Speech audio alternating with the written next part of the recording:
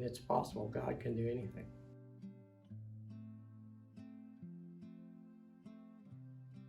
Well, through junior high, I went to church. My mom and dad did. And when in high school, I kind of quit, and probably when it started is in February of '73, my grandfather committed suicide. And that same week, my best friend from Texas died of cancer. And that same week, really good, she wasn't my girlfriend, she's a girlfriend, we hung out every night. It was snowing and icy, and she was killed and went home. I was pretty angry at God. And it lasted quite a while. So I started getting depressed, started going to different psychologists and psychiatrists. And, of course, with that came pills. And I was abusing like crazy. But it kind of all came to an end in '86. I pulled off at a lake about 100 feet off the road, no lights, no nothing, nobody could ever see you there. I wrote a suicide note, and I had the gun in my head and a knock on my pickup door. It was a friend that found me out in the middle of nowhere.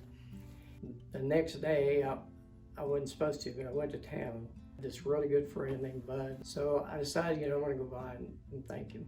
I walked in the door, and Bud was standing there with another guy. And this other guy, I didn't know him. He looked at me and he said, "Boy, you got a demon all over you." So about 4 hours, they had me sitting there talking to me. And finally, they convinced me that I wasn't saved. I prayed and I was saved right then. And then the guy said, "We need to baptize you right now."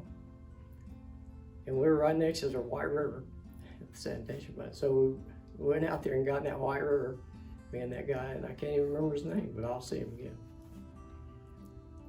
And he baptized me, and Bud said I literally came out of the water, 100%. And it was gone. The depression was gone, the addictions were gone. It was gone. Unless you knew me before and you knew me after, it was just a story that anybody could make up.